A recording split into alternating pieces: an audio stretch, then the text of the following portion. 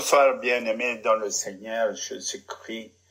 Que sa paix donc puisse nous accompagner tous et que nous soyons purifiés par le sang de Jésus-Christ qui a coulé à Golgotha.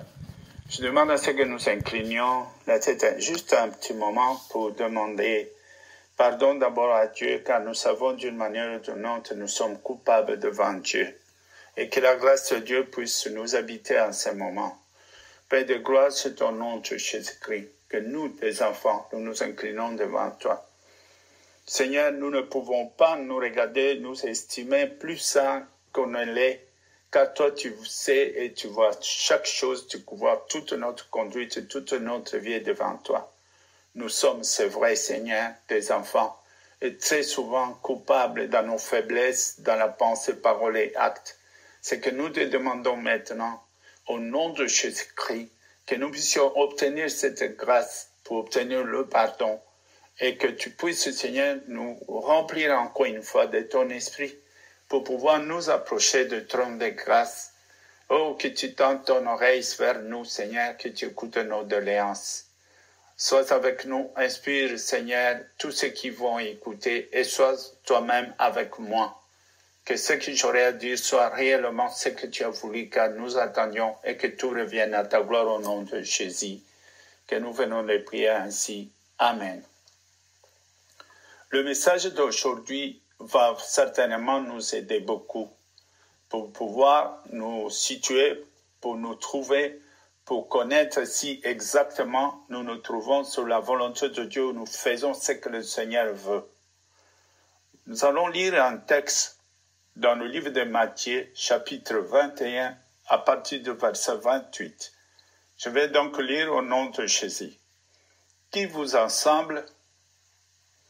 Un homme avait 2 fils, et s'adressant au premier, il dit, « Mon enfant, va travailler aujourd'hui dans ma vigne. » Il répondit, « Je ne veux pas. » Et ensuite, il réfléchit et il se repentit et il alla. La Bible reprend, il s'adressa à l'autre, il dit la même chose. Et ce fils répondit, « Je veux bien, Seigneur. » Mais à la fin, il n'alla pas. Nous trouvons donc là 2 personnes, 2 enfants, 2 pareils. Ils ont eu la même mission. Le premier, il commence tout de suite par contester, « Non, je ne veux pas. Je n'irai pas. » Après avoir dit cela, il est en train de lui-même, il réfléchit. « Ah non, pourquoi j'ai répondu comme ça? Pourquoi est-ce que je dis que je n'irai pas? Bon, j'irai quand même. » Et il est parti travailler dans la vigne. Il a fait tout ce qu'il devait faire et il est rentré.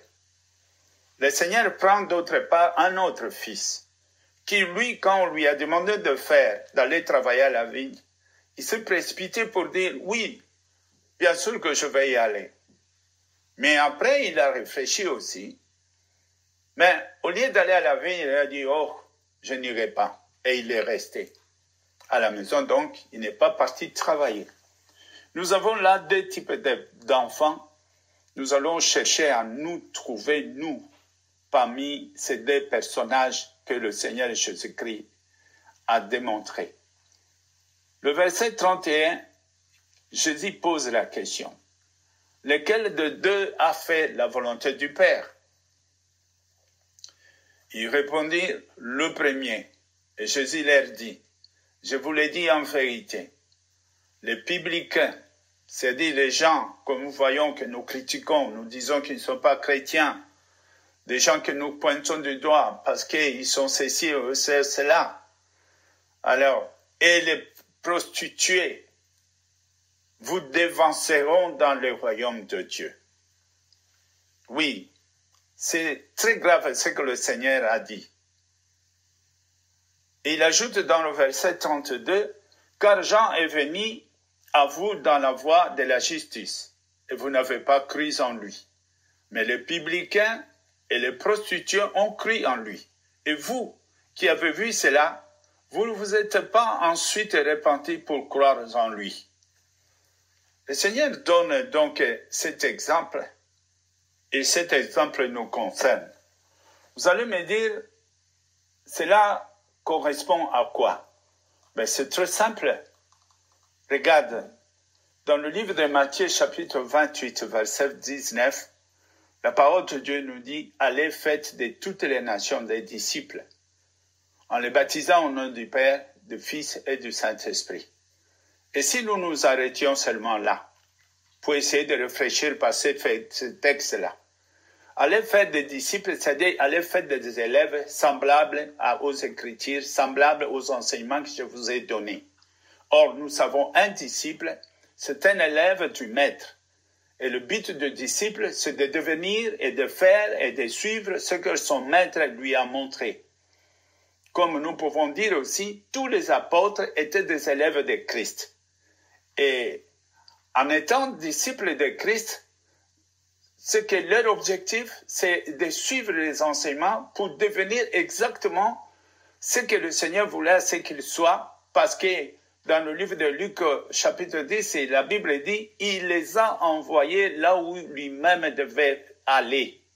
Donc, aller exercer ce ministère de témoignage pour dire, le royaume de Dieu est proche. C'est ce que le Seigneur a dit. Ben, ces gens-là, quand ils partaient, ils ne faisaient pas ce qu'ils voulaient. Ils n'ont pas modifié la parole de Dieu. Ils ne racontaient pas n'importe quelle histoire. Mais ils étaient là parce qu'ils savaient exactement le problème est lequel d'inviter les gens vers notre Seigneur Jésus-Christ afin qu'ils puissent obtenir la repentance, qu'ils obtiennent le pardon, qu'ils se convertissent au Seigneur, qu'ils soient sauvés, qu'ils deviennent des chrétiens si vous voulez, et qu'ils soient oints par le Saint-Esprit afin qu'eux aussi à leur tour puissent transmettre le message qu'ils ont reçu aux autres en étant des témoins d'eux-mêmes, de tout ce que le Saint-Esprit aura fait, c'est là, par la puissance, par des miracles, par des prodiges qu'ils auront vus pour témoigner en signe de gage, donc pour confirmer le message du Seigneur. Le Seigneur, quand il disait le royaume de Dieu est proche, pour dire que la fin est proche, ça veut dire que bientôt, chacun de nous se trouvera devant le Seigneur de gloire et il témoignera. Chacun de nous va confesser. Chacun de nous rendra compte devant le Seigneur de gloire de ce qu'il aura fait pendant qu'il était vivant dans son corps. Voilà l'objectif. Il se trouve, bien aimé, clairement, comme nous pouvons voir, que le message de Dieu a beaucoup été transformé. Le monde a mis beaucoup d'autres objectifs dans l'Église, dans les églises dites de Seigneur, et pourtant, quand on entre là-dedans, ce n'est pas l'évangile de Christ qu'on attend. Ce n'est pas l'évangile de Christ qu'ils sont en train de faire, et ce n'est pas cette préoccupation-là de devenir disciples de Christ qu'ils sont en train de faire. Maintenant, tout est transformé. Tout est transformé. Les gens ne sont plus témoins. Les gens ne sont plus disciples de Christ. Mais par contre, ils sont devenus ceci, ou soit ils travaillent pratiquement partiellement. Moi, je suis ceci à l'église. Moi, je suis cela. Moi, je m'a nommé diacre. Moi, je suis celui qui... Des tas de choses. Il y a plus d'importance à l'église même, et l'église elle-même devient rivale de toutes les autres églises en train de se critiquer, pasteur et pasteur, église contre église. Nous sommes ça, nous sommes des catholiques, nous on est plutôt protestants, non, nous on est des évangéliques, non, nous on est pentecôtistes. Et quoi encore? D'où vient tout cela? Quel est l'ordre que nous avons réussi pour aller nous diviser, nous quereller et créer des gens? Alors là, tu vois, toi tu vas être ceci. Dans l'église, on met des postes.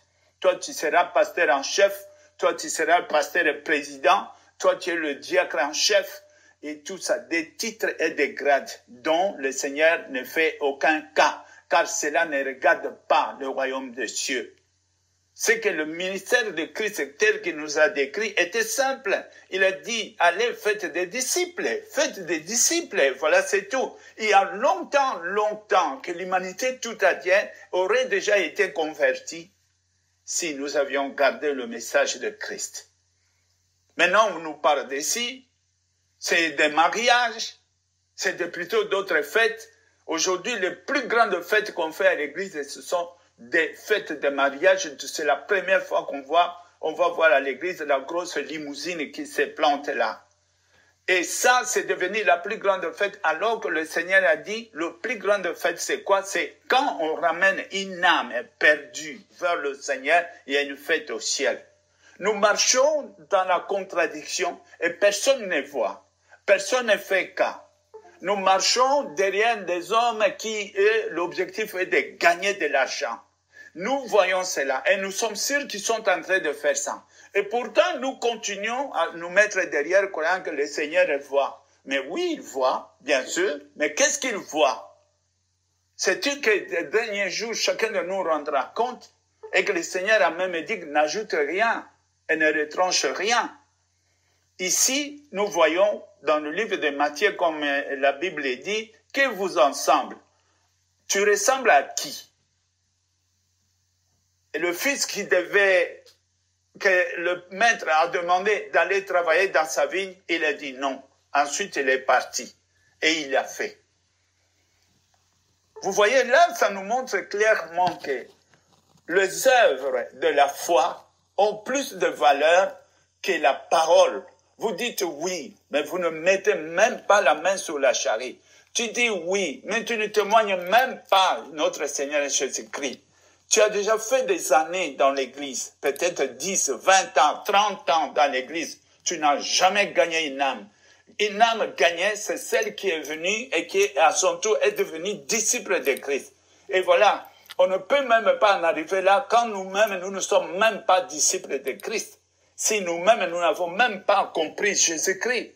Car la vie éternelle consiste à répandre l'évangile de Christ. Voilà ce que nous avons à faire. Faire en sorte que Dieu soit connu. Faire en sorte que Christ soit connu comme l'unique et le seul Seigneur et Sauveur. C'est ça l'objectif. Si tu restes à genoux à la maison, prier, tu es en train de gêner, tu fais toutes tes longues prières, parfois 10 ans, et tout ça qu'on regarde de près, pour ton propre bénéfice.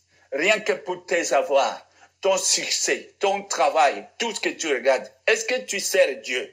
Dis-moi, est-ce que tu es disciple en quoi? Qu'est-ce que tu fais? La Bible dit que Jésus a dit, prends tes fardeaux, dépose ça et prenez le mien. Le mien est léger. Et le fardeau de Christ, c'est de répandre la parole de Dieu. Nous pouvons voir également, quand Jésus-Christ, après la résurrection, Pierre et toute sa compagnie, il a pris tous les autres amis, ils sont allés à la pêche. Jésus leur est apparu au bord du lac.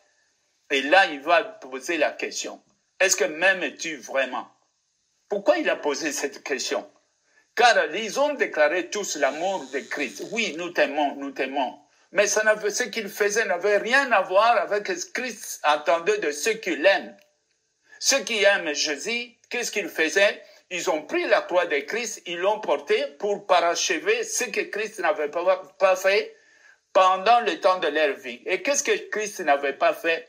Christ n'a pas prêché ta famille. Christ n'a pas prêché tes voisins. Christ n'a pas prêché ce qui était dans ton entourage. Parce qu'il compte sur toi, que c'est toi qui vas le faire. C'est toi qui vas t'élever pour aller toquer le voisin pour dire le royaume de Dieu est proche. Voilà ce qu'il attendait de toi.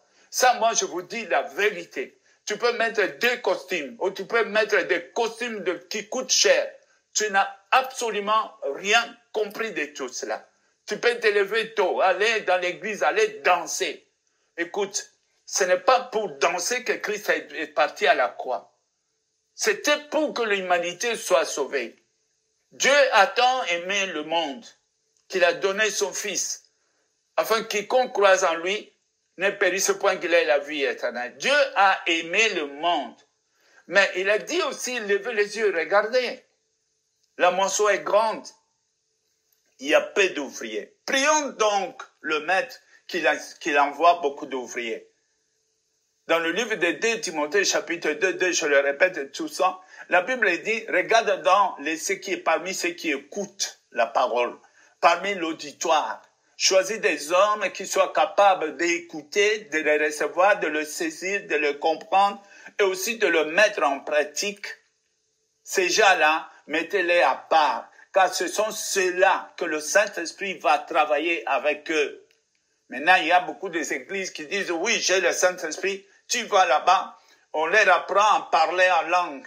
quelquefois sur les tableaux, des choses à dormir debout qui ne servent à rien. Il va passer toute sa vie sans avoir été au champ pour aller travailler dans la vigne du Seigneur. Qui es-tu à ce moment-là? Qu'est-ce qu'on peut dire de toi? Si tu te répands, c'est bien. Si tu vis et que tu n'as qu'une femme, c'est bon, c'est ta femme qui va te réjouir. Si ton mari n'a que toi, c'est bien, parce que c'est toi qui se réjouis de cela. Tu vas être tranquille. Mais après avoir acquis toute cette tranquillité, tu as du travail, tu gagnes, c'est bien. Mais qu'est-ce que tu fais pour le Seigneur? Donner au Seigneur ce qui est au Seigneur. Et donner à ta femme ce qui est à ta femme. Donner au monde ce qui est au monde. Donner à tes enfants ce qui est au monde, mais ne mélangez pas ces choses. Le Seigneur attend de toi que tu portes des fruits. Et le fruit, ne confondez pas. Ne dites pas le fruit, c'est parce que j'ai abandonné de fumer. Mais écoute, si tu arrêtes de fumer, c'est bien pour toi. Parce que tu n'auras plus ce cancer qui allait t'attaquer. Si tu arrêtes la prostitution, c'est bien pour toi. Parce que maintenant, après que tu as arrêté ça, tu auras une vie stable et tu vas cesser de perdre de l'argent à gauche, à droite. Ce n'est qu'un état d'ailleurs qui est nécessaire, de manière à ce que le Seigneur pourra aussi travailler avec toi. Tu vois, si tu abandonnes tout, tu deviens habitable, tu deviens éducable, tu deviens donc un instrument pour Dieu en esprit et que le Seigneur pourra travailler avec toi. Et ne t'attends pas pour dire, oui, j'ai gagné. Écoute, si tu as gagné, c'est par rapport à toi-même. Mais ce que le Seigneur attend, c'est ce que lui-même, il a dit. Dans le livre de Marc, par exemple, chapitre 10, 24, les disciples furent étonnés de ce que Jésus parlait ainsi. En reprenant, il leur dit, mes enfants, qu'il est difficile à ceux qui se confient dans les richesses d'entrer dans le royaume de Dieu. Qu'est-ce qu'il disait? Est-ce que nous comprenons cela? C'est justement des personnes qui, après avoir reçu Christ, n'ont pas compris le sens du message de Dieu. Alors, tu ressembles à qui? Comment tu as entendu parler de Christ? Qui t'a enseigné? Quel est le rôle d'un témoin? N'est-ce pas de témoigner? Qu'est-ce que tu témoignes? Quelles sont les âmes que tu as déjà gagnées? Regarde tout le temps que tu es déjà à l'église. Tu as des titres, tu as des grades, tu veux qu'on te respecte, mais qu'est-ce que tu as déjà gagné? Un disciple accompli. Comme moi je dis toujours, ne venez pas me raconter l'histoire d'un poisson que tu as loupé à la mer, mais parle-moi de l'histoire d'un poisson que tu as pêché qui se trouve maintenant sur la table. Un chrétien, quand il gagne une âme, cette âme devient comme lui et cette âme-là est capable aujourd'hui de pouvoir gagner les autres âmes. Mais très souvent, hélas, nous ne comprenons pas la parole de Dieu. On nous a prêché et nous voulons interpréter ça à notre manière. Tout simplement parce que nous refusons d'accepter ce que le Seigneur a dit. Vous êtes mes témoins. Vous êtes mes témoins. Nous n'acceptons pas d'aller témoigner. Oh, mais c'est grave, comment je veux faire devant les gens? Mais non, c'est honteux. Voilà ce que nous disons. Oui, je ne peux pas aller témoigner, mais qu'est-ce qu'il va dire? Non, non, ici en Europe, il faut respecter aussi les autres, mais non. Ah non, il faut pas dire ça, il faut parler bas et tout ça. C'est vraiment ça? Qui t'a dit de modifier? À qui appartient le monde? À qui appartient ce témoignage de la terre que nous vivons? N'est-ce pas ce Dieu lui-même qui est le maître? Bon, bien-aimé, je vous l'ai dit. Regarde si je prends l'exemple de Moïse. Moïse avait des ambitions. Moïse voulait qu'il aille, oui, il voulait venir pour aller sauver son peuple. Au début, il a fait son propre programme à lui. Au début, il voulait travailler tel qu'il le voulait. Donc, sa méthode était quoi? De tuer. Mais après, les choses se sont retournées contre lui. Il a fui. Il est parti. Mais quand le Seigneur est venu, il lui a donné de l'ordre. Exode 3:10, voilà comment le Seigneur lui parle. Maintenant, va, je t'enverrai auprès du Pharaon, et tu feras sortir d'Égypte mon peuple, les enfants d'Israël. Il l'envoie chez le Pharaon. C'est comme nous, le Seigneur nous envoie aller dans le monde. Mais nous n'allons pas dans le monde. On s'enferme dans des églises. On croit que quand on est dans les 4 murs là, c'est fini. Notre travail, après que tu as donné la parole de Dieu, c'est d'aller dehors. C'est d'aller dans le monde, c'est pas de rester à l'église. Il y en a qui ont vieilli dans l'église, rien, ils ne comprennent rien. Et quand on lui demande qu'est-ce que tu fais à l'église, moi je suis fidèle. Fidèle à quoi? La fidélité doit toujours être attachée à quelque chose. Qu'est-ce que tu fais? Là, Moïse, Dieu l'envoie pour dire au peuple, il l'envoie chez le pharaon. Écoute, s'il y a une différence. Si Moïse était parti et qu'il dit, voilà, on va ouvrir une église, je vais être le pasteur, bon, il commence à désigner des diacres et des sous-diacres et des diaconesses. Est-ce que c'était ça la mission? La mission d'aller trouver Pharaon. Il pouvait aussi dire, ah non, pas Pharaon. Oui, on va faire ça tout doucement, on va d'abord gagner des âmes, on va d'abord, d'autres vont faire la théologie et pour aller faire. Est-ce qu'il a fait ça? Ce n'était pas la recommandation de Dieu. Dieu a dit, vas-y, tu vas dire, toquer une seule porte, tu vas trouver le Pharaon. Comme nous, la Bible nous dit d'aller dans le monde et d'aller trouver. Le monde, c'est l'extérieur, c'est pas dans ta maison, c'est dehors, c'est le voisin. C'est sur la route, c'est à la gare, c'est dans le train, dans le bus, dans le travail, partout où tu es. Tu es celui qui porte le message de Christ. Tu es le messager de Christ. Ton travail, c'est de dire au monde ce que le Seigneur, le royaume de Dieu est proche. C'est ça que tu as à dire. Répentez-vous. Répentez-vous. Voilà ce que nous devons dire. Et nous avons peur de faire ça. On se refuge dans les églises en se cachant, croyant que puisque vous êtes dans telle et telle église, donc c'est une couverture pour cacher ta défaillance, ton échec, pour cacher ta crainte, puisque tu as peur, tu ne peux pas témoigner Christ en public. Mais vous oubliez que Jésus avait dit, celui qui témoignera de moi publiquement devant le monde, moi aussi, je témoignerai de lui devant les anges de mon Père, devant mon Père. Il avait dit ça. Et ce n'est pas ce que nous faisons. Moi, je suis étonné quand je vois des gens qui se disent chrétiens, et puis on ne le voit pas. On ne voit pas, c'est pas des témoins de Christ. Il y a des groupes, et d'ailleurs, je vais vous dire avec sincérité, malheureusement, les témoins de Jéhovah, la manière dont ils travaillent là, c'était à nous de faire la même chose. Porte après porte, aller visiter les gens. Malheureusement, ils nous ont précédés pour aller annoncer dans toutes les maisons que Jésus n'est pas le Fils de Dieu, Jésus n'est pas n'est pas donc le Messie. Et leur mission, c'est de critiquer l'antichrist pour que les gens ne viennent pas à Christ. Mais c'était cette procédure-là, cette façon de faire-là que nous devrions faire. Tu habites quelque part, ton voisin que tu vois qu'il te salue chaque jour, tu ne sais pas que tu as l'opportunité pour lui et que par toi il peut être sauvé? Tu ne sais pas ça? C'est vraiment grave comment, moi je me demande des fois comment nous avons compris la parole de Dieu. À chaque fois je recule derrière et je regarde et qu'est-ce que le Seigneur a dit et qu'est-ce que les gens ont en train d'entendre et qu'est-ce qu'on est en train de les enseigner. Verset Exode,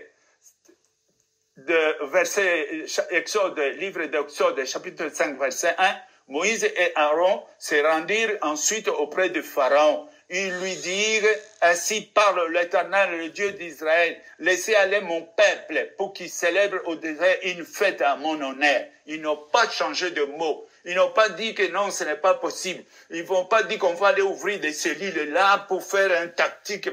Ils n'ont pas dit qu'on va commencer à faire des séminaires. Nous serons 10, on va faire une grande campagne, concurrence des prédicateurs pour faire des choses que tout ce que nous sommes en train de faire. À quoi ça rime tout cela? Comment le Seigneur peut être glorifié là? Mais ça n'a absolument rien à voir. Matthieu 28, 19, comme je dis, la parole de Christ était simple. Allez, faites de toutes les nations les disciples en les baptisant au nom du Père, du Fils et du Saint-Esprit. Nous, notre travail, c'est d'annoncer l'évangile de Christ afin que ceux qui acceptent, le Saint-Esprit prendra la relève pour les instruire. Car nous savons, Christ ne nous a pas tout dit. Mais le Saint-Esprit, quand il viendra, il nous enseignera toutes choses. Et il y en a qui sont là, même qui se trompent, ils pensent que, oui, il va étudier toute la Bible. Non, en étudiant toute la Bible, c'est bon. Lisez toute la Bible. N'oublie pas. Mais quand tu lis toute la Bible. Sans le Saint-Esprit, cette même Bible, la parole qui est là, va te tuer. Tu vas te trouver quelque part où tu ne sais plus rien. Mais la Bible nous dit dans 2 Corinthiens chapitre 3, lisez tous les chapitres, il vous dira, mais quand le cœur se convertit au Seigneur, et alors, c'est là où il y a la liberté. La liberté, c'est là où il y a le Saint-Esprit. C'est là que nous devons faire. Invitez donc les gens à venir recevoir Christ. Christ, de son vivant, il a prêché la parole. Voilà, il a pris 12 personnes. Et ensuite, un s'est perdu, mais il a gagné 11. En tant que fils de Dieu. Toi, si tu gagnes le fils que un, que tu as fait venir à l'église, que tu as fait venir vers Christ, et que cette église, elle est bonne, parce qu'elle sait que le but, c'est de former des disciples. Les églises aujourd'hui ne forment plus les disciples, mais forment les disciples du pasteur, pour fournir plus d'argent au pasteur. C'est ce qu'il faut. Mais si tu amènes quelqu'un dans une église qui forme des disciples, et que cet homme ou cette femme, par la suite, sort dehors pour aller gagner dans des âmes, bien-aimé, tu as porté le fruit pour toi. C'est ainsi que, moi je vous résume, la véritable évangile de notre Seigneur, c'est plutôt là. Alors la Bible dit, que vous en semble-t-il? Est-ce que tu es celui qui a écouté et qui a dit non, et finalement qui a fait? Est-ce que tu es celui qui a dit oui, je vais le faire, et puis jamais il l'a fait? Nous avons tous dit oui à Jésus. Mais qu'est-ce que tu fais après? Est-ce que tu es témoin? Est-ce que tu sors dans la rue? Est-ce que tu vas aller témoigner dehors? Est-ce que tu as le courage d'aller prêcher dans le train? Est-ce que tu as le courage d'aller prier pour les malades, chasser des démons? Est-ce que c'est ce que tu fais? Si tu ne le fais pas, moi je te dis aujourd'hui, je te dis écoute-moi bien. Je fais appel à cela. Car je ne veux pas ajouter ni soustraire ce que le Seigneur a dit. Voici la parole de Dieu est là. Même quand tu lis dans Acte 1, 8, il a dit ceci. Allez partout, dans le monde, allez prêcher la bonne nouvelle. La bonne nouvelle, c'est que le monde ne savent pas. Christ était à la croix à cause de nous. Il a été jugé à notre place. Dieu a fait de lui péché à cause de nous pécheurs. Et maintenant qu'il est ressuscité, tous qui l'acceptent sont sauvés par la grâce au nom de Jésus-Christ. Mais après, nous ne sommes pas morts. Puisque nous sommes vivants, mettons donc ce qu'il a demandé en exercice. Donc, allons maintenant recruter les autres personnes qui, à leur retour, viendront. Peut-être ils vont prêcher plus que nous. Peut-être ils deviendront par la suite des grands pasteurs sans le savoir. Mais allez-y. C'est ça. Sortez. Allez dehors. Le christianisme, c'est dehors. Ce n'est pas dans 4000. Ce n'est pas dans l'église que c'est là. Non, là, nous venons pour manger. Mais après, dehors. Si tu vas à l'église et que dehors, tu ne fais rien, tu es nulle part. Beaucoup s'étonneront un jour. Ils disent, oui, Seigneur, nous avons chassé des démons. Et il a dit, je vous ai jamais connu. Vous comprenez? C'est de ça qu'il parlait. Père de gloire, merci pour ce message que j'envoie. Des fois, j'ai mal au cœur. C'est pourquoi je crie. C'est pourquoi, Seigneur, je demande ton intervention. Que le monde ne se perde pas. Le véritable message que tu nous as donné, que ce message-là soit compris, soit mis en pratique, soit accepté, afin que nous devenions réellement tes enfants, tes disciples, à l'exemple même, à la ressemblance du ministère que toi tu avais, comme l'écrit dans le Romain, dans le Romain 8 et 29. Au nom de Jésus-Christ, que nous venons ainsi de prier. Amen. Merci, Seigneur. Amen.